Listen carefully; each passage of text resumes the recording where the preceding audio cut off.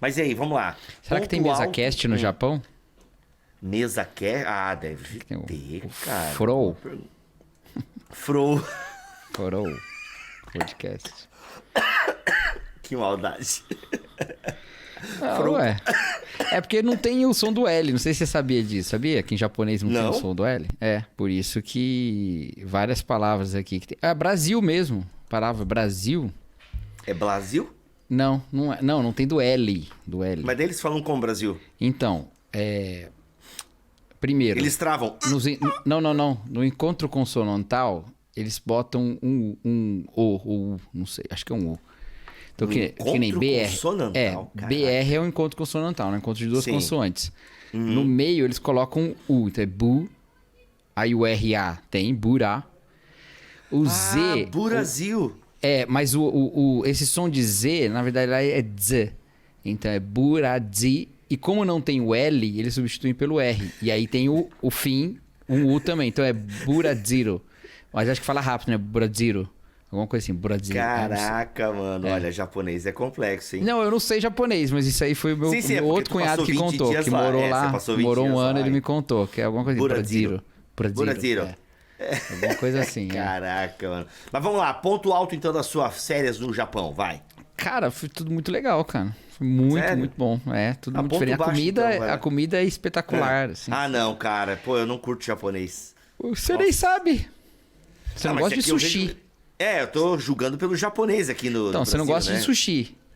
Não gosto. Mas tem trocentas mil coisas lá. Tem carne lá? Carne de boi? Tem, lógico. Ah, então tá. Então beleza. Mas, na verdade, a melhor carne do mundo é de lá, você sabe, né?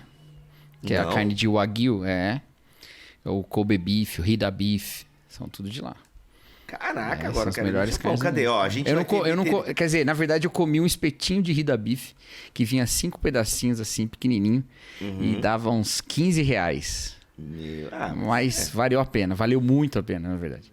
Mas tem de tudo lá, cara. Eu gostei muito, assim. Até então, eu acho que essa é a viagem que eu comi melhor na minha vida. Acho que eu comi melhor. Foi muito Caramba, bom. sério, mano? Agora, o ponto baixo que você já vai perguntar... eu ia perguntar o ponto baixo. Mano, tava um calor... A população, brincadeira. Não, inclusive, assim, é muito... o pessoal é muito, muito cortês, assim, sabe? Legal. Mas, cara, o calor era um negócio... Fora de série. Como assim, cara? Calor. Fora de série. É um calor. Porque assim, no verão é muito quente e chove, né? Mas não choveu tanto. Não choveu tanto tempo que a gente ficou lá. Só que tava bem úmido. Então choveu alguns dias e tal. Mas todo dia, assim, tinha nuvem e tal. Tava bem úmido. Então você soa e o suor não evapora, cara. Nossa, é um bem-vindo a Joinville. Assim. Joinville, irmão. Aqui Joinville, cara, você não faz ideia. Aqui Joinville. Eu já fui no verão em Joinville. Já fui no verão em Joinville. Não é nem perto. Não é nem perto. Pode ser que não seja nem perto. Não é nem perto de outros lugares do Brasil, Joinville. Você tá exagerando. Você é do sul, qualquer calor pra você é... Olha que... Cara, tu não tá ligado em Joinville. Não, eu fui já aí no verão em Joinville. Joinville é quente, não tem nada a ver. Eu fui em Joinville algumas vezes na minha vida. Nunca te encontrei aí, inclusive. Até nem sei se você mora aí mesmo. Eu acho que você mora na Flórida. Você mora em Miami. Não, Jovem Nerd Azaghal morava um tempão, sem o pessoal saber. Com uns 2 anos sem ninguém saber, né? Exato. Não, eu tô em Joinville mesmo. Ou não. Enfim. Cara, mas é um calor assim... É um negócio... Eu nunca vi em nenhum lugar do mundo. Eu já peguei muito calor, cara. Inclusive indo... Cuiabá é quente. Cuiabá eu nunca fui. Mas deve ser parecido, porque Cuiabá é muito úmido também, até onde eu sei, né? O Paulo On tá... nem sei se também. Paulo é oriental e mora em Não, acho que não. Acho que é parecido com o calor do norte, cara. Que o norte é muito, muito úmido. Não, acho que Cuiabá não é úmido, não. Deve ser do norte. O norte que é muito úmido. Mas enfim, então o calor tu pegou lá, Cacauzão. Cara, mas assim, eu nunca peguei tanto calor na vida também. Mas muito, cara. Muito. Quase fez a barba. Não parecia que ia fazer diferença também, tirar a barba, não. Legal. Porque é um calor assim, meio air fryer, sabe? Tá em todo lugar, assim. Sei. Calor air fryer. Cara, mas é um... É vento quente tudo quanto é lado. Cara, é muito doido, assim. Bibotalk apresenta BT Papo, uma conversa regada à Bíblia, teologia e risadas. Muito bem. Começa mais um BT Papo, o de número 26. Eu sou Rodrigo Bibo, estou aqui com Cacau Marques. Seja bem-vindo das férias, senhor Cacau Marques. Finalmente de volta.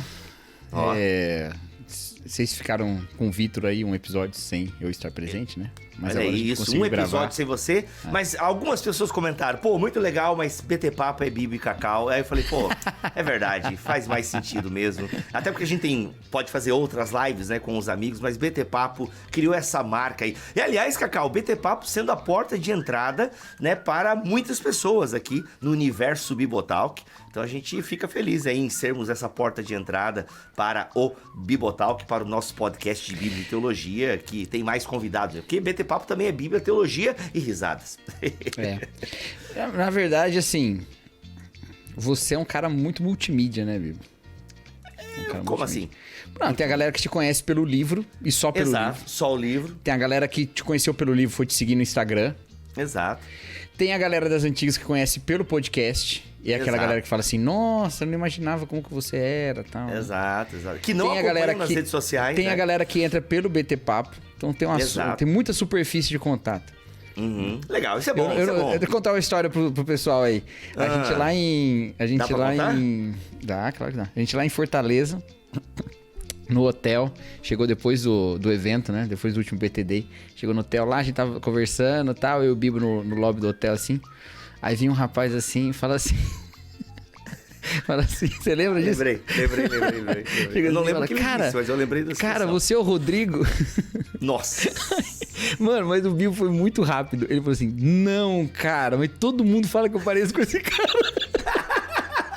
Eu tenho feito isso às vezes E em o cara local que público. veio, ele deu uma freada, assim, e ele ficou... Foi. Aí o Bibo falou, nossa, cara, todo mundo, eu não sei quem que é, mas todo mundo fala, tal. Aí o cara pensou assim uns 2 segundos e falou, ah, não, é você sim. Aí, não, sou eu, tal. E aí o Bibo falou assim, aqui, ô Cacau, você conhece? Cara, não. Aí, você me conhece do quê? Aí era do livro do Instagram.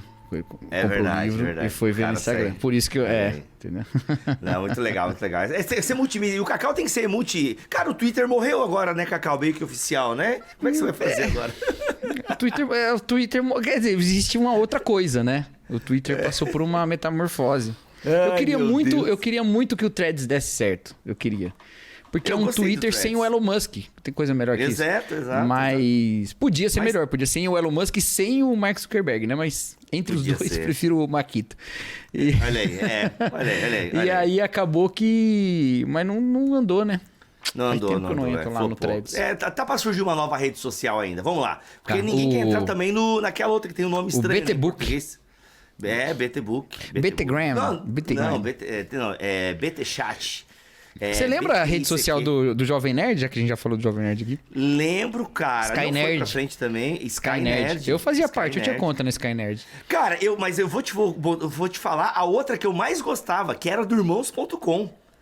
O Irmãos.com teve rede social, cara, mas eu acho que era uma parada online, só em navegador, Com os né? badges, era legal, cara. Era legal. Exato, com os badges e tal. Mano, Irmãos.com, velho, era muito legal aquela comunidade lá, mas era só no navegador, né? Você não tinha aplicativo pra celular e tal. Mas enfim, divagamos de novo. Senhor Cacau, estamos aqui neste Saudade. Saudade, exato, muito assunto acumulado. Estamos aqui para responder a pergunta: como saber se tenho vocação pastoral? Atenção, você já se fez essa pergunta. Você está pensando, você já pensou. Como saber, será que eu tenho? Será que eu sou mesmo chamado ao ministério pastoral? Inclusive, não vamos entrar na discussão, não é o objetivo aqui, mas mulheres têm também, né? Moças, jovens, mulheres têm essa pergunta. Será que eu tenho chamado pastoral? Será que eu tenho vocação pastoral? Então, hoje, o senhor Cacau Marques, agora descansado, vitaminado, entendeu? Vai estar nos ajudando a pensar sobre essa pergunta. Como saber se tenho vocação pastoral?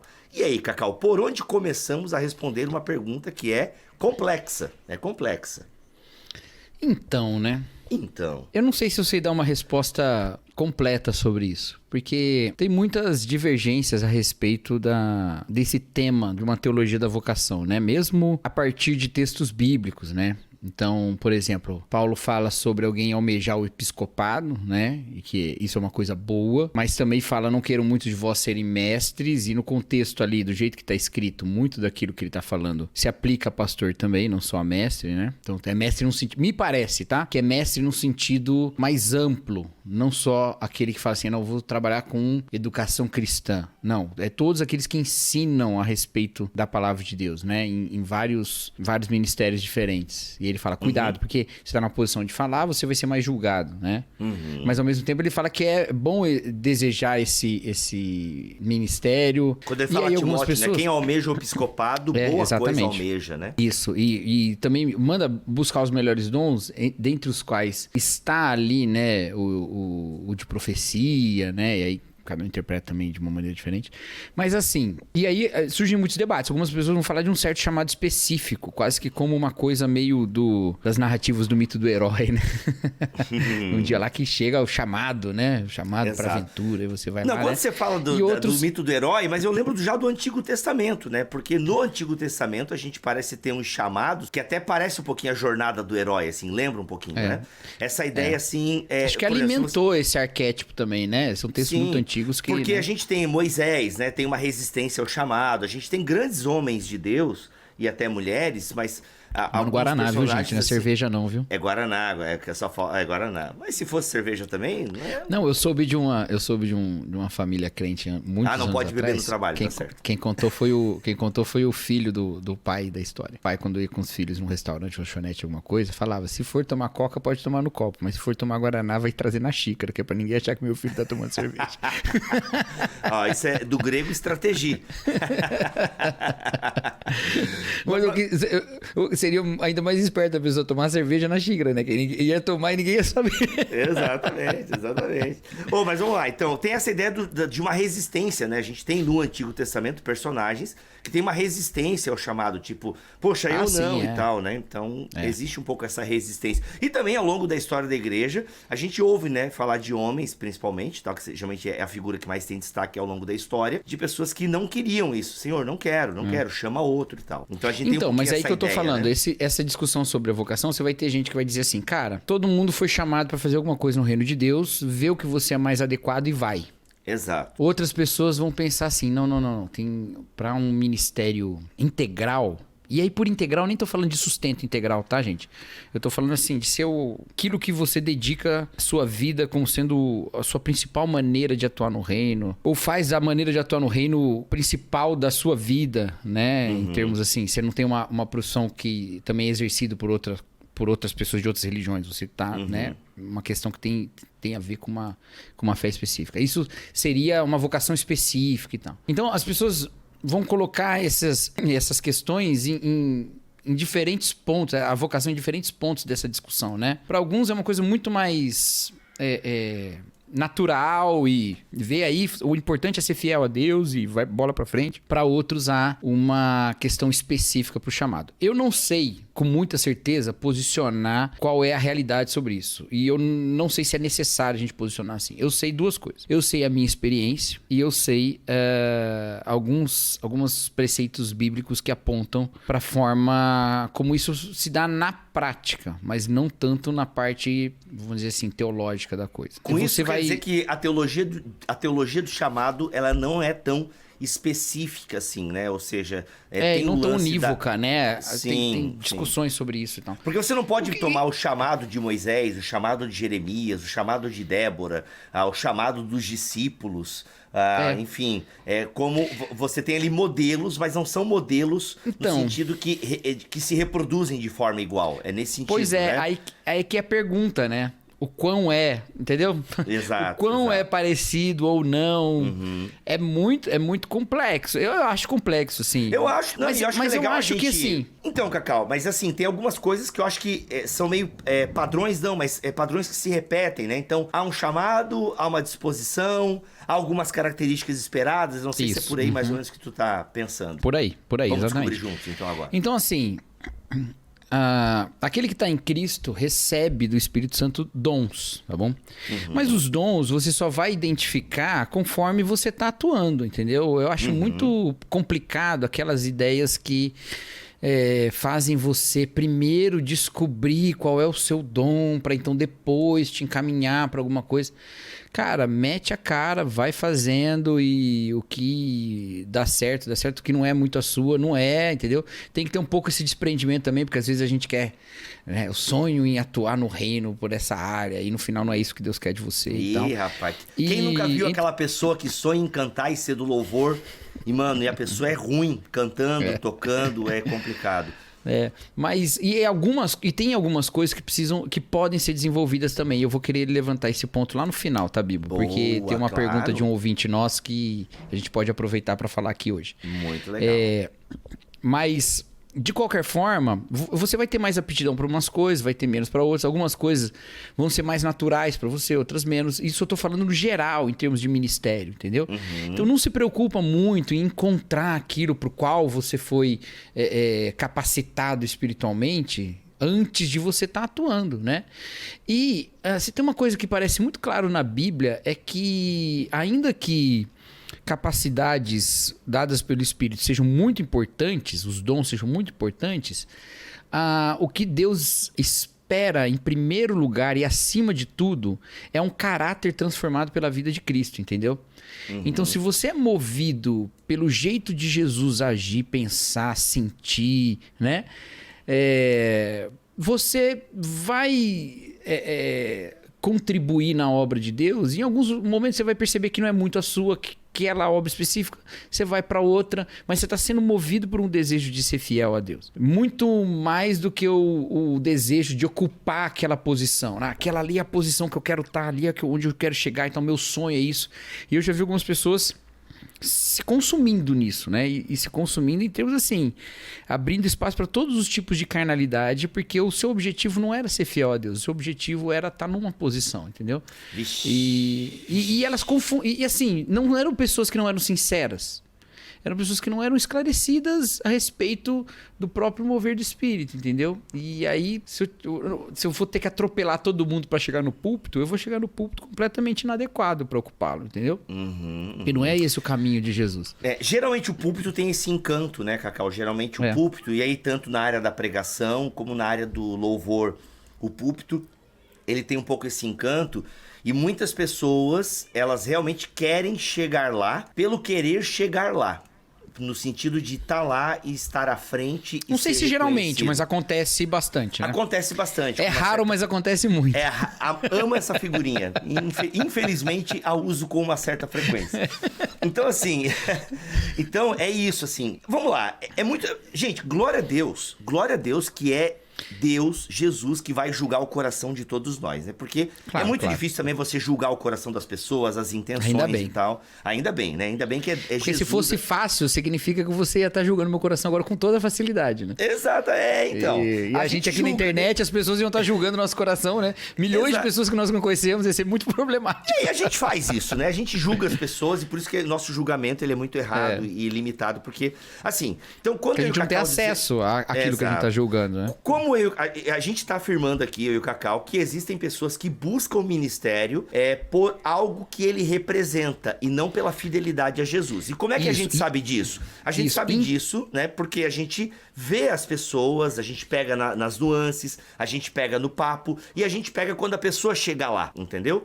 Que aí você tem frutos estranhos, por assim dizer, né? E a coisa aparece. Entende? Isso assim, nem sempre é tão claro no início. Mas é difícil, por isso que eu fiz esse disclaimer, né? É muito difícil também julgar e dizer que foi só isso, só as luzes brilhando e tal. Não dá pra dizer que foi só as luzes e o posto e chegar lá. Não, ela pode, mesclado com essa ideia de ser reconhecido e notado, há também um desejo sincero de querer fazer algo pra Deus, entende? Isso.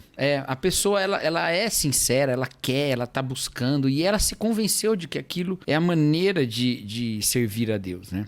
Mas e nessa tem estruturas, trajetória... Cacau, e vou te interromper de novo, porque hoje eu tô interrompendo bastante, e tem estruturas que fomentam isso. Também. Tem estruturas que fomentam isso, que fomentam esse tipo de corrida pelo ministério. Isso. Entende? E veja só, o que seria... Não seria um conforto muito grande em termos de existência mesmo? Você está exatamente onde você deveria. Não é um conforto muito grande você pensar, cara, eu nasci pra isso e eu tô fazendo isso. Não é esse um pouco o encanto que grandes jogadores de futebol causam em nós? Quando você fala assim, cara, já pensou se esse jogador que arrebenta, sei lá, o Cristiano Ronaldo, né, o Messi, já pensou se esse cara, no meio do caminho, resolvesse, cara, quer saber? Vou fazer engenharia, entendeu? Então, não aí. Parece que existe um certo suprassumo da felicidade, alguém que não só é muito bom numa coisa, mas ele tá exatamente vivendo naquilo do qual ele é bom, entendeu? E aí, às vezes a gente coloca isso no ministério. Muita gente pensa assim, não é só que ele quer ir pra servir a Deus, é que ele se convenceu de que se eu servir a Deus do jeito certo, eu vou estar absolutamente realizado, entendeu? Só que aí no final das contas, sem ela perceber, ela não tá buscando fazer a vontade de Deus, tá buscando se realizar, né? Caraca, esse é o ponto. Então, e aí o ministério se torna um meio para alguma coisa, ainda que isso não seja tão distinguível no início, sabe? Exato. Então, essas coisas são coisas meio complexas que você vai pensando, refletindo, examinando o coração, pedindo que o Senhor sonde. Na caminhada, não é uma coisa assim, agora você vai ter um diagnóstico sobre isso, né? Tcharam! Mas é uma coisa para um autoconhecimento. Então, essa é uma coisa... Quer ver uma coisa? O pessoal ficou muito chocado com o jogador de basquete lá que foi o MVP esse ano, né, na NBA, né? Você viu isso aí? Cara, tomou por fora da NBA. Cara, eu sempre esqueço o nome dele porque tem dois da Sérvia lá e eles têm um nome parecido. Os dois terminam com It. Não sei qual dos dois que é. Doncic, Jokic, sei lá. John Wick. E aí o cara foi campeão, melhor jogador do time, o melhor jogador das finais e tal. E aí ele foi entrevistado e falou, e aí, como é que você se sente sobre isso? E aí ele falou assim, cara, é legal, mas tipo assim, é só meu trabalho. O cara ficou no ápice do esporte que ele pratica. E ele, sabe, é só meu trabalho. E aí teve uma hora que ele tava na entrevista, e o técnico tava do lado dele, e o técnico falou assim, não, porque agora a gente vai lá pra nossa cidade, nós vamos comemorar com a nossa torcida. E ele olha assim e falou, não, sério, agora? Não, vamos sair daqui, vamos... Ele, cara, eu quero ir pra casa. E a casa dele é na Sérvia, né? Eu quero ir pra casa. Caraca, eu ganhei, beleza, esse é meu salário. Eu não tô falando que o pastor tem que ser desse jeito, tem algumas questões de um envolvimento bem mais pessoal, né? E o Piper destaca isso no livro dele lá no Irmãos, Nós Não Somos Profissionais, né? Mas, veja, até esse mito de que a pessoa que ela se encontra naquilo que ela faz, ela tem felicidade plena, até isso não é exatamente dessa maneira, sabe? E às vezes você carrega isso pro ministério porque você pensa, Deus tem um chamado, estar no centro da vontade de Deus, é a realização humana, mas ninguém foi chamado pro ministério para ser humanamente realizado. A gente não foi chamado para isso. A gente foi chamado para servir a Deus, entendeu? De maneira fiel e para servir o próximo com o amor que Deus tem, com a graça que Deus, somos canais dessa graça de Deus. Então, calma, cara, né? Pera, Cacau, isso é muito louco, porque eu tô escrevendo um livro sobre isso, não sobre o chamado pastoral, mas sobre o chamado de todo crente, né? Todo crente é chamado a servir, aquilo que eu falo no Deus que destrói sonhos, eu vou ampliar agora numa continuação e tal, que vai se chamar Como se tornar um servo inútil. Vai ser o Deus que destrói crentes. O Deus que destrói crentes, é praticamente isso. O nome do livro vai ser Como se tornar um servo inútil, né? Vai ser o título do livro. Então, cara, é muito louco porque não tem a ver com... Não é sobre você se realizar, né? Cara, tem a ver com fidelidade. Poxa, porque se o objetivo é a realização, a frustração é certa. Nossa! Isso, cara. Isso talvez explique a frustração de muitos amigos de ministério, porque estavam buscando no ministério uma realização. Nossa, Cacau, sensacional. E aí, em época de internet, cara, as pessoas às vezes elas querem... Porque antigamente as pessoas queriam uma certa plataforma do púlpito. Ainda existe isso bastante, né? Mas na internet você pode ter isso de maneira bem mais rápida, né? Então tem igrejas aí que o pastor da igreja prega para 100, 200 pessoas no domingo e um membro da igreja fala na internet para 50 mil, né? Então, assim, né? Quem tá falando mais, quem tá, entendeu? Então existe essas questões todas que passam por isso, né? Eu tô buscando essa plataforma. Não é consciente, obviamente, mas isso acontece, né? Assim como a gente falava antigamente que o músico de igreja, às vezes, falava assim, não, todo domingo ele tem uma plateia, por isso que ele quer tocar na igreja, entendeu? Se ele for tentar a carreira musical fora da igreja, ele não vai conseguir fazer show o tempo todo. Mas na igreja, todo domingo, ele toca com 300 pessoas, 400 pessoas. Entendeu? Então, a gente sempre soube que essas coisas existem, que elas são tentações que estão por ali, entendeu? Mas, se é esse tipo de coisa que se espera, ou se é como, por exemplo, um grande líder de uma denominação aí disse uma vez, se é fazer uma marca, quando ele diz, eu sempre sonhei em fazer uma marca e agora eu fiz, e a marca era a igreja dele, né? Se é esse tipo de coisa, isso não é a vontade de Deus, né? Ele não tá, a marca que Deus quer deixar no mundo é a de Jesus Cristo mesmo, né? Não uma marca de uma igreja, de uma denominação. Então, tudo isso são tentações que corrompem um pouco. Mas aí, qual que é a questão? Veja, quando Jesus vai comissionar Pedro com a missão pastoral de Pedro, é lógico que isso acontece em vários momentos, o chamado já é um comissionamento de alguma maneira e tal. Mas quando ele especificamente vai falar sobre Pedro e sobre pastoreio, a única pergunta que Jesus faz para Pedro é se Pedro o amava, entendeu? Era a única pergunta. Sensacional. É a coisa mais importante, né? Paulo, escrevendo aos Coríntios, ele fala que importa que estes homens sejam fiéis, né? Então, o grande desafio do ministério não está em realizar as obras que eu acho que eu preciso realizar. Não está em ter a igreja que eu acho que eu preciso ter. Ou pregar do jeito que eu acho que eu preciso pregar. Ou ter as reações das minhas pregações que eu acho que as minhas pregações merecem. Não é nada disso. A grande dificuldade, a grande missão e o grande desafio é você ser fiel a Deus. É você amar Jesus mais do que qualquer outra coisa, sabe? Essa é uma luta constante. Por isso que a espiritualidade do pastor, ela é central. Ela não é, tipo assim, uma pausa no seu ministério. Ela é o fundamento do seu ministério. É o fundamento, tá? Sensacional. Então, a gente precisa voltar a isso. O nosso amigo Tiago Abdala, no livrinho dele lá, Espiritualidade de Jesus, no primeiro capítulo, ele fala uma coisa muito legal lá.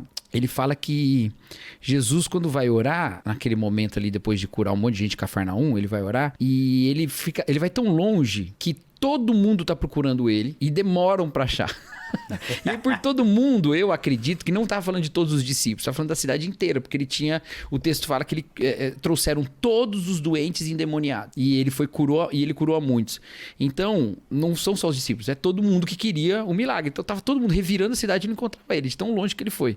E aí, o Tiago fala lá, e eu acho que ele tem razão, que Jesus estava se conectando com a fonte do seu ministério, porque dali ele sai para as outras cidades. Ele fala para Pedro, olha, a gente tem que ir para as outras cidades e tal. Então, como que aliás, a gente Cacau, vai fazer em relação a isso, eu lembro agora do Evangelho de Lucas, né? Que bem no começo do Evangelho de Lucas, você tem ali pelo menos uns 4 momentos, se não me falha a memória, em que Jesus vai para um lugar silencioso. Geralmente as nossas traduções mais antigas colocavam deserto, né?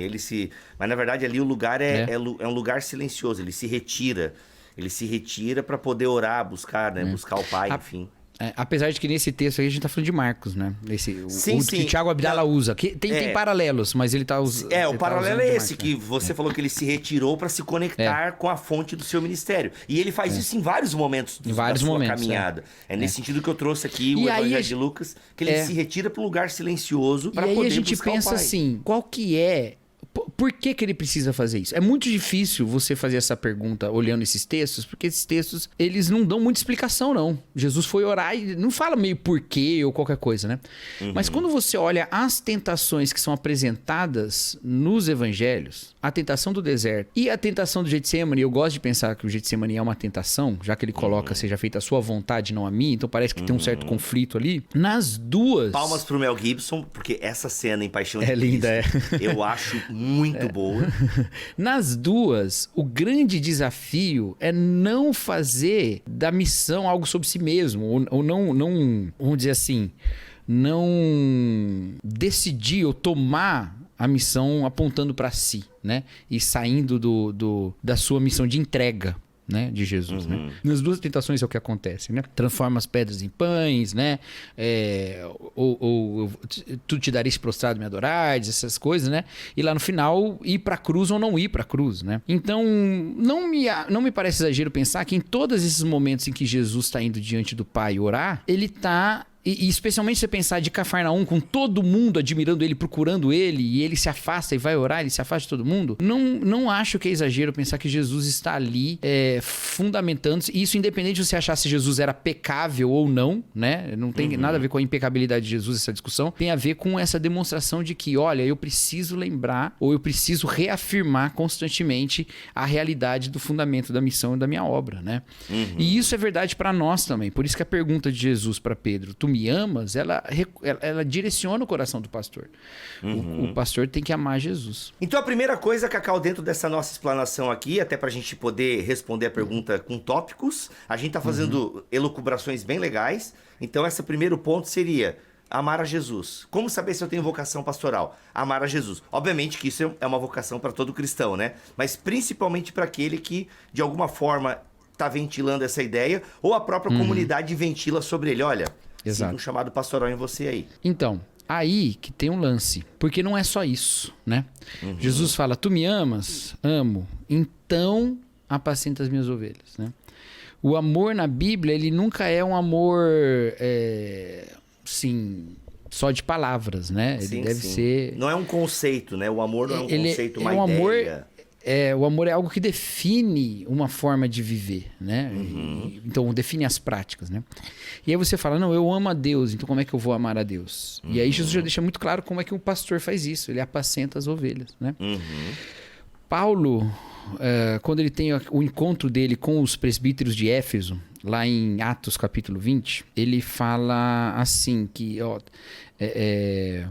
cuide de vocês mesmos e do rebanho que Deus os confiou, que ele comprou com seu próprio sangue. Eita, nós. Então, olha que coisa incrível, né? Deus comprou esse rebanho com seu próprio sangue e confiou a vocês para que vocês cuidem deles, né?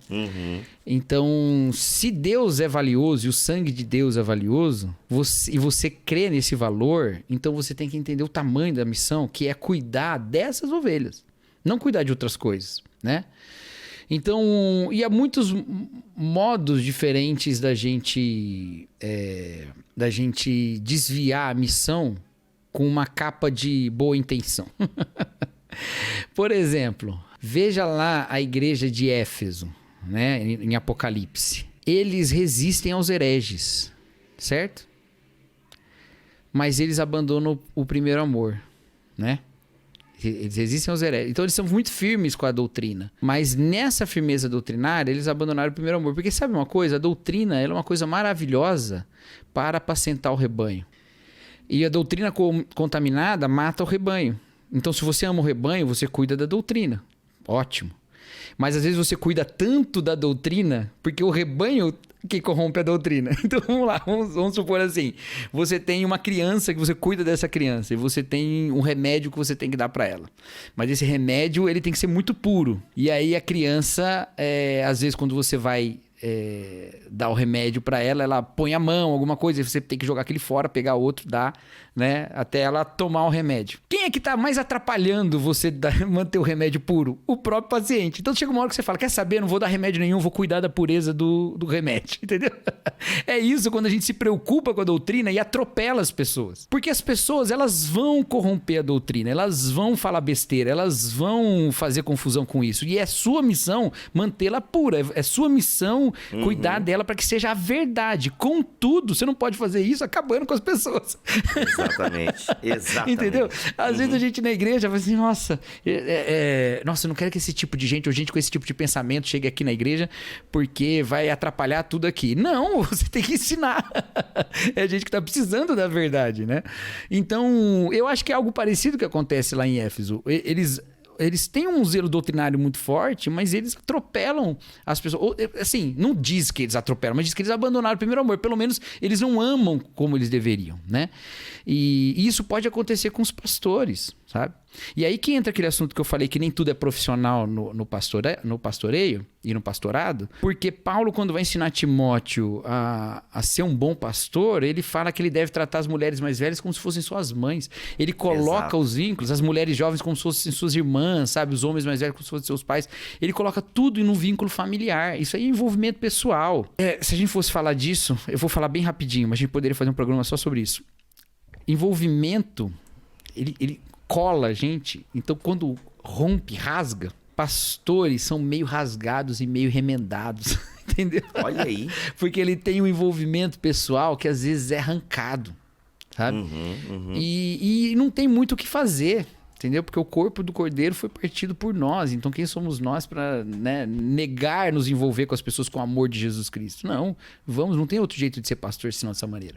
Tudo isso eu estou dizendo para dizer o seguinte: se amar a Jesus é a primeira coisa, tão importante quanto isso, ou na verdade, junto a isso estará o amar a igreja. Quando eu fui conversar com meu pai para falar que eu queria ir para o seminário, meu pai era o meu pastor na época, ele falou assim: olha, você tem algumas características que apontam para um bom pastor, né?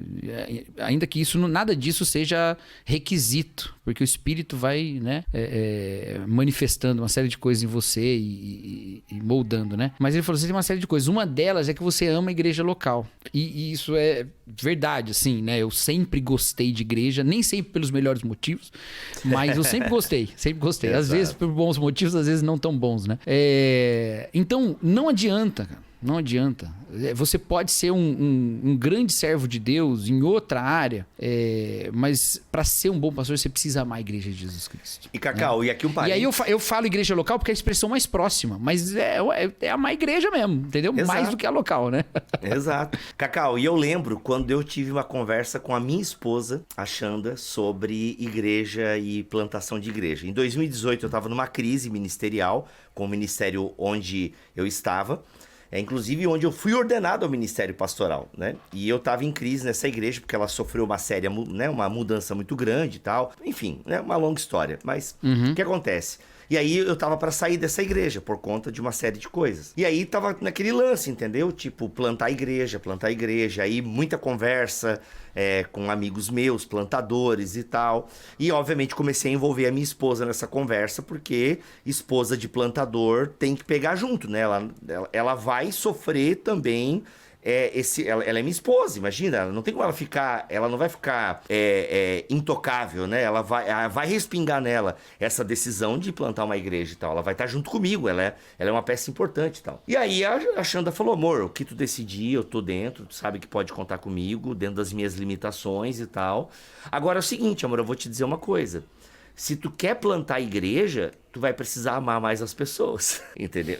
E cara, é sensacional, porque eu gosto muito de ensinar. Ela é sábia, eu gosto muito de ensinar. Agora, será que eu vou ter paciência? Porque eu já demonstro, às vezes, uma falta de paciência com algumas coisas, alguns assuntos e tal. E, mano, ser pastor de igreja é aguentar assuntos complexos e aquele assunto que na sua cabeça, nossa, sério que isso aí é um problema que vocês estão me trazendo aqui? E aí, como não transparecer, né, com a sua rosto, fala, meu, sério, me some da minha frente, vai, meu Deus, entendeu? Vai comprar uma capricha e resolve a tua vida.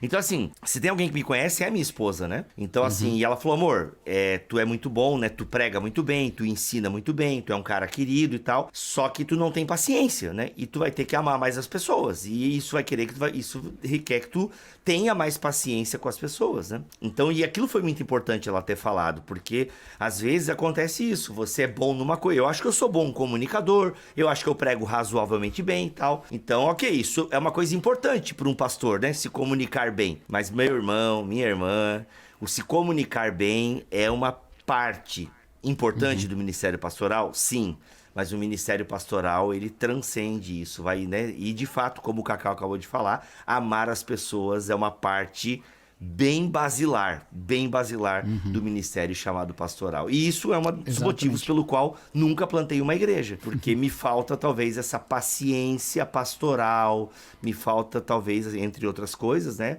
Mas essa foi uma questão que a minha esposa colocou e que eu, opa, tá certo. E aí que é o negócio também, né? A questão da plantação, ela tem um caráter também especial, né? Ela não é a mesma coisa ser o pastor de uma igreja que existe, ser um pastor plantador, né? Isso é um desafio, inclusive um desafio, eu acredito que é um desafio adicional, né? Eu não acho só que é um desafio diferente, acho que é uma carga maior de certa maneira, né? Agora, uma coisa importante nisso que você falou, amar as pessoas não é simplesmente ser o fofinho, né? Sim. Né? Não é só isso. Para raio de bucha. É realmente se importar com as pessoas. Tem gente que se importa e que não é assim tão cordial na fala, tão dócil, né? Mas se importa, realmente está preocupado e tal. São maneiras diferentes, são parte da personalidade de cada um. Mas o se importar é muito importante. É entender que para sempre na sua vida você estará a serviço de pessoas que amam. E é um privilégio maravilhoso você ser canal do amor de Deus, entendeu? Todo mundo é canal do amor de Deus para todo mundo. Isso aí não é exclusivo do pastor. Mas o pastor tem que ser isso sempre, né? Ele falha por causa do pecado, mas é uma coisa assim, sim, né? mas ele tá toda hora recalibrando essa rota, né? Porque tá... O pastor, né? Enfim, a pastora, quem está à frente de uma comunidade, as pessoas estão ali vendo essa pessoa e elas recorrem a essa pessoa porque é alguém que eles entendem primeiro, foi chamado por Deus, é alguém que eles entendem que está buscando a Deus. Então assim, ainda eu não tô dizendo que... É que existe essa ideia, essa idealização. Chutei a câmera de novo. Olha, ó. Calma, eu amo as pessoas. Você odeia as câmeras. Eu odeio as câmeras. Então, vamos lá. É alguém que entende. As pessoas, elas... Né, o pastor, o líder, a pastora, ela, de fato, tá ali. Né? O negócio dela, digamos assim, o negócio dessa pessoa é a obra de Deus. E a obra de Deus envolve aconselhar as pessoas, mostrar o caminho para as pessoas. Ainda que o pastor, a pastora, ele não é o salvador da comunidade. Jesus Cristo já morreu pela comunidade. Perfeito. Mas na comunidade... Ela é aquela pessoa, ela é aquele crente, certo? Dentro do povo de Deus, Deus separa fiéis para liderar esse povo. Então, parte importantíssima da obra de Deus na Terra é o uso que ele faz de outros seres humanos para abençoar seres humanos. E isso tem a ver com a liderança da igreja local. Seja o pastor, a pastora, ou até mesmo o líder de ministérios que também pastoreiam, né, outras pessoas e tal. Então é óbvio, é normal ter essa expectativa, muitas vezes errada, exacerbada, mas é normal ter uma expectativa de que eu posso conversar com aquela pessoa e vai ter palavra de Deus para mim ali. Então a pessoa, e nesse sentido que o pastor, eu acho que é o que você está dizendo, ele tem que estar toda hora consciente disso, que ele é um canal de Deus para aquela, né, para a comunidade que espera realmente isso dele, né? E repito, é uma expectativa normal e realmente se espera isso da pessoa. Agora, existem expectativas que já aí são demais, né? O pastor não é um super-homem, ele não é um super-crente, por aí vai, né? Mas assim, há uma missão de dedicar-se à palavra de Deus, né? Exato. E há uma oportunidade para isso. Quer dizer, quando eu me torno um pastor, o que é que eu tô, de fato... Qual é o meu job description? É dedicar-me à palavra de Deus. É isso, tá? Obviamente... É Atos, né, cara? É Atos, porque quando a gente tem as demandas lá... Os apóstolos estão cheios de demanda e temos que servir as mesas e tal. Aí as viúvas estrangeiras estavam passando já uns perrengues e tal. Peraí. Vamos separar diáconos porque nós precisamos nos dedicar ao quê? À oração e ao ensino da palavra. Isso. Então, inclusive eu falei, eu conversando com o irmão ontem lá na igreja, eu falei sobre esse texto e eu falei assim, olha que coisa interessante, né? Eles tinham um problema para resolver e aí eles falam, não, nós temos que ir para a palavra. Assim, não é porque eles estão falando que aquilo não é importante ou é menos importante. Não é isso. Não é isso. É que eles tinham uma função e você não pode abrir mão dali, porque ali é que fundamenta todo o resto da igreja, entendeu? Então você não pode simplesmente falar, bom, vamos orar menos, vamos estudar menos a Bíblia, vamos ensinar menos a Bíblia. Né? Você não pode fazer isso. Mas você também não pode falar, não, gente, peraí, isso aí a igreja não vai fazer, cuidar de gente que está passando fome. Não, vamos para a Bíblia, né? Isso aí com o tempo as pessoas vão ficar mais caridosas e elas cuidam uma das outras. Não. Eles fizeram as duas coisas. Só que eles entendiam que, primeiro, eles não podiam fazer tudo, que é uma coisa muito importante que o pastor entenda, apesar de ali serem apóstolos, mas dá para fazer a relação aqui nesse contexto. E segundo, primeiro que eles não podem fazer tudo, e segundo, que esse ponto é fundamental, no sentido de ser o fundamento mesmo, né? Então, isso é uma coisa importante. Mas quando eu falo que o pastor, ele recebe esse job description, né? Ele vai dedicar-se à palavra de Deus, isso tem a ver com o fato de que nem todo mundo vai poder se dedicar à palavra de Deus com tanta dedicação quanto um pastor. Entendeu? Perfeito. Você pode querer muito que os seus membros todos se tornem os maiores teólogos do mundo, mas existem possibilidades 1000 a respeito disso. Inclusive de tempo e de um monte de outras coisas. Mas o pastor não é tempo integral, ele trabalha, ele tem empresa dele, não sei o que o cara pode fazer. Trabalha pra caramba e ainda vai ter que pregar no domingo? Pois é. Por isso que você tem que entender. Você está incluindo a missão de dedicar-se à palavra de Deus. Se você não conseguir dedicar-se à palavra de Deus, não dá para você ser um pastor bivocacionado. Existe pastor bivocacionado? Com certeza. Ou se você quiser usar outro termo, mas existe? Com certeza existe. Mas você não pode fazer isso às custas do ministério, entendeu? Não faz. É claro que outras áreas e outras questões tem uma série de situações e de graças e bênçãos que Deus dá para compensar algumas outras coisas que podem ficar prejudicadas, mas a dedicação à palavra não pode ficar prejudicada, entendeu? Eu tenho um pastor amigo meu que ele conta um testemunho muito bonito, o que foi meu professor, um grande amigo, uma pessoa que eu admiro muito, o pastor Vanderlei Galbiati aqui da região. Ele está em Campinas. Ele conta que ele sempre quis ser um pastor de tempo integral. E quando ele entrou no seminário, ele passou num concurso para trabalhar num banco e ele falou, resposta de oração.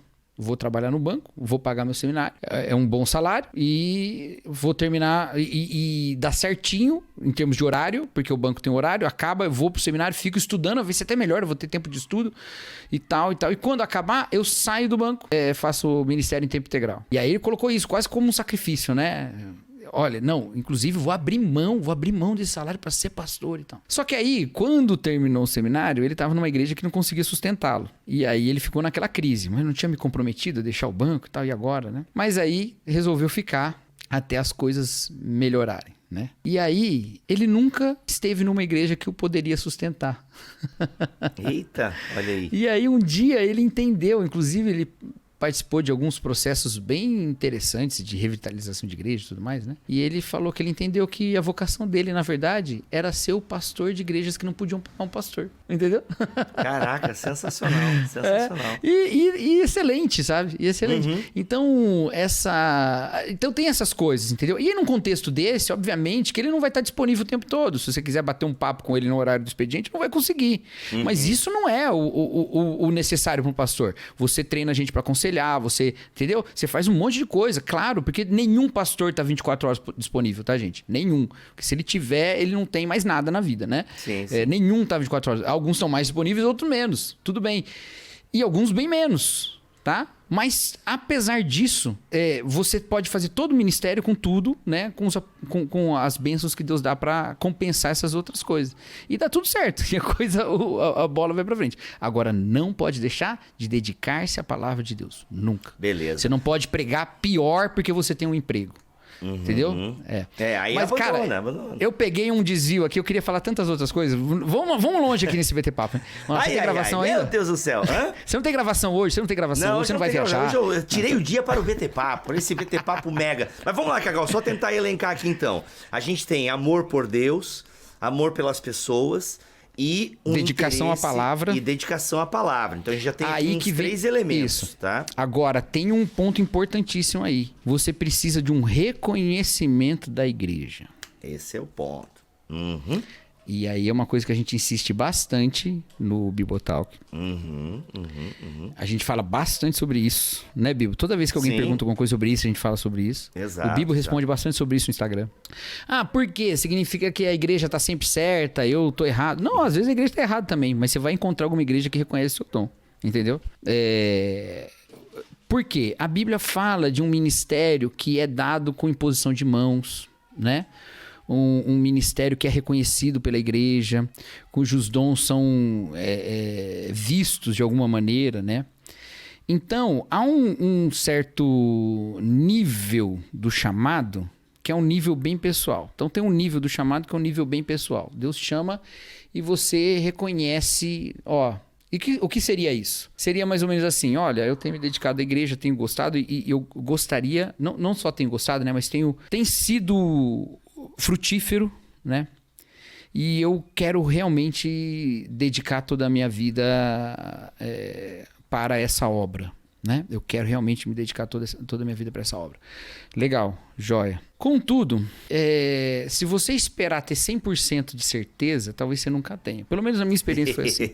Quando eu fui pro seminário, eu tinha muita certeza, mas eu não tinha 100% de certeza. Eu tinha muito desejo. E eu não sabia direito onde estava esse desejo, no que estava fundamentado. Me parecia ser muito espiritual, mas talvez não fosse, né? Mas aí somou-se a isso confirmações da igreja, certo? Perfeito. E também somou-se a isso tudo ou somaram-se a isso confirmações da igreja, e somou-se a isso tudo a descoberta da caminhada, né? Uhum. A caminhada e a formação ministerial, ela vai te expondo várias coisas para você mesmo, e vai mostrando certas fraquezas e tal, e na caminhada você vai entendendo, mas também vai entendendo esse chamado de Deus, né? Então, é quase como se Deus desse o suficiente e deixasse um certo espaço para isso ser confirmado. Uma das confirmações mais importantes, se não for a mais importante, é a da sua comunidade. Por isso, não se veja como o iluminado chamado por Deus para recomeçar a cristandade. Desprezando a comunidade, né? Pelo contrário, é na comunidade que esse dom vai ser reconhecido e você vai ser, inclusive, recomendado ao ministério, né? Então, pense dessa forma, né? Isso é uma coisa muito importante. E acaba sendo a contraparte do amor à igreja, né? Eu amo a igreja e a igreja que eu amo reconhece esse meu dom. Agora, você vê que nenhuma dessas coisas repousa em capacidades. Por que não? Porque Paulo achou que as suas capacidades prévias, todas elas não valiam de nada, né? Então, e todos esses chamados do Antigo Testamento, é quase um pré-requisito a pessoa chamada duvidar de si mesmo. Exato. No Antigo Testamento é isso mesmo. É quase um pré-requisito. Mas tem um detalhe, então, né? Todos eles estão fazendo alguma coisa, estão em movimento, exato. né? Deus não chama a gente desocupada. Isso já fica um ponto aí. Então, assim, veja, nenhuma dessas coisas repousa em capacidades, porque algumas pessoas têm certos talentos naturais. Tem gente que fala muito bem, sempre falou muito bem, e você fala, esse cara vai ser um pastor maravilhoso e tal, e tal, e tal. Mas ele tem uma série de outras lutas que ele vai ter que aprender que é muito antinatural para ele. Tem pastor que arrebenta na parte administrativa, o cara é ótimo, super estratégico, super inteligente nessa parte. Mas para dar aula, por exemplo, ele é um cara que tem mais dificuldade. Mas tudo isso são habilidades que podem ser adquiridas. Não, até para pregar, até para pregar. Até para pregar, Até para pregar. E tudo isso pode ser adquirido. Eu falo para os seminaristas às vezes assim, eu digo, nem todo mundo que faz seminário vai virar um grande pregador. Você não está aqui para virar um grande pregador. Você não vai ser o cara que vai oferecer o alimento para a igreja sempre 3 estrelas Michelin, né? Você tem que aprender a fazer um feijão com arroz bem feito. E que a igreja seja alimentada. E eu já vi muito pastor que alimentou igrejas por ano com um excelente feijão com arroz, um ovo frito ali. Exato. Por quê? Não é natural para ele ser o cara mais encantador no púlpito, mas ele aprendeu como a igreja vai ser orientada no caminho do Senhor a partir da palavra, através da pregação dele. Então ele se dedica nisso. E isso pode ser adquirido. Tem gente que é muito boa de falar em público e é ruim de visitar, por exemplo. Ele vai ter que adquirir isso. Tem gente que é muito bom em dedicar-se na oração e tudo mais, né? Muito espiritual, olha as coisas de maneira espiritual, tem bastante discernimento nessa área, mas é uma pessoa que quando vai dirigir uma assembleia, né, para falar de batista como eu, faz uma confusão danada, fica tudo... Então ele vai ter que aprender essas coisas todas, e você vai desenvolver isso tudo. E talvez você precise aprender tudo, talvez você não tenha referência nenhuma de pastorado, né? Você seja uma pessoa que... Não, referência nenhuma ninguém tem, né? Todo mundo tem alguma referência. Hoje em dia é difícil, né? Mesmo antes, né? O cara não vai pro seminário do nada, né? Exato. Quando isso acontece, não costuma ser uma coisa muito boa, como aconteceu com um certo pastor aí que gostava de falar que ele nunca sequer tinha sido membro da igreja quando ele fundou a igreja dele, né? Então... Meu Deus. Não deu muito bom essa história dele. Mas essa questão, você pode ter pouquíssimas referências ou pouquíssimas boas referências. Mas muitas dessas coisas podem ser adquiridas, desenvolvidas. E essa é a pergunta que eu queria falar do nosso ouvinte, né? Que ele perguntou sobre o pastor tem que saber ensinar. O pastor tem que ensinar em algum momento. Não necessariamente é a melhor coisa que ele vai fazer. Não necessariamente ele vai ser o melhor professor da igreja. Não necessariamente ele vai ser um professor magistral. Mas ele vai ter que saber ensinar. Como? Ou ele já... vai ter essa habilidade de alguma maneira, né? Que nem eu fui pro ministério, já era professor, né? Então, né? Facilitou. Ou você, né, Bíblia, que prega, mas antes já estava no rádio, então já desenvolvia essa questão de falar e tal, né? E é professor também. Ou então, ele vai ter que desenvolver isso, entendeu? Então ele vai ter que aprender o que ele vai falar. Obviamente, não pode ter um pastor que não vai aprender o que a Bíblia diz. Então, né? Então ele vai aprender e ele vai ter que aprender a transmitir isso de uma maneira que as pessoas aprendam. E é isso. Uhum. Ele não Cacau, precisa isso ser o grande mestre Gamaliel da igreja brasileira. Não precisa. Exato. Aliás, cuidado com as comparações, elas podem te frustrar bastante. Então, Cacau, vamos lá. Isso coloca, acho que mais um ponto aqui na nossa lista, que é ter um coração ensinável, né? O candidato precisa ter um coração ensinável, saber que ele pode ser bom numa coisa, mas ele tem outras deficiências que a jornada, o caminho e esse coração ensinável vão colocá-lo nessa esteira aí, vão proporcionar a ele essa reflexão e essa busca, né, por melhorar pontos em que ele é deficiente. E esse é outro ponto também, né? A comunidade que vai dizer as suas qualidades. E prepare-se, a comunidade também dirá os seus defeitos. Exatamente. Aí que tem uma coisa que talvez, aí já não é muito como marcas de um chamado, coisa do tipo, mas é mais assim, características importantes. O Keller fala que a gente precisa ter um certo desprendimento do ministério, né? O ministério não é você, o ministério é o que você faz, né? Ele não é quem você é. Então, quem confunde o ministério com a vida, ele nunca é ensinável, o seu ministério nunca pode sofrer crítica, porque se ele sofrer crítica, é você que está sofrendo crítica, não é o ministério, entendeu? Eita, olha e aí você nunca pode melhorar, porque se você for melhorar, significa que você estava ruim antes, entendeu? Então, é aquele negócio lá, né, tava bom, ele ia melhorar, não tava muito bom ainda, mas tava meio ruim, tava ruim, agora parece que piorou. Exato. Então, você não pode, né? E não é bem assim, né? Então, essa questão do coração ensinável vai passar por uma postura humilde, né? Uma postura humilde que eu acho que a gente vê em Pedro também, né? Pedro, ele vai fazer uma afirmação muito segura, né? Não, Senhor, isso nunca vai acontecer, né? Quando Jesus fala que ele vai ser entregue, né? Não, isso nunca vai acontecer. E depois ele aprende que ele mesmo, né? Não vai... Exato. Né? Não, você tem alguns exemplos, né? Você tem Pedro, né, dizendo que não vai fazer, depois vai lá e faz, e se arrepende, chora. Você tem Pedro sendo repreendido por Paulo em Gálatas 2, numa repreensão pública, inclusive, né? E a gente não sabe exatamente quando se deu, mas depois Pedro está escrevendo lá a sua carta, ele fala que Paulo é difícil de ler, mas considera Paulo. A gente sabe que foi depois, né? Isso a gente sabe, que foi depois. É verdade. Então o que acontece? Aí você tem Paulo, que tem uma discussão com Barnabé e briga por causa de João Marcos. E, né, Paulo talvez uma dureza, enfim, mas depois tá lá, né? Pô, me é útil no ministério. E você vê uma reconciliação de Paulo com João Marcos e tal. Então é isso, o coração ensinável é você se deixar dobrar, né? Você abrir mão de alguma coisa que na sua cabeça era certa, na sua cabeça é desse jeito, é assim, e de repente a comunidade, as situações te mostram, não é. E você fala, ok, eu errei. Então, e por isso o coração humilde, o coração ensinável, sensacional. Tá aí, gostei. Né? Não é aquela lista que talvez a galera esperou, mas foram boas conversas que apontam para uma... Você consegue caçar os pontos aí. Não, eu acho até assim que se você procurar algumas pessoas que lidam mais até com esse assunto de maneira mais direta, né? Eles vão ter algumas falas até um pouco mais diretas e mais claras sobre algumas coisas e são muito importantes também. Eu tento ser um pouco mais genérico porque eu acredito muito que tem uma certa diversidade de experiências e de igrejas, né?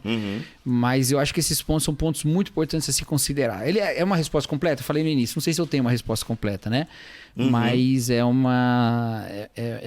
coisas que devem ser consideradas com certeza. Isso aí, nenhuma delas pode ser ignorada, né? Muito bom, muito bom.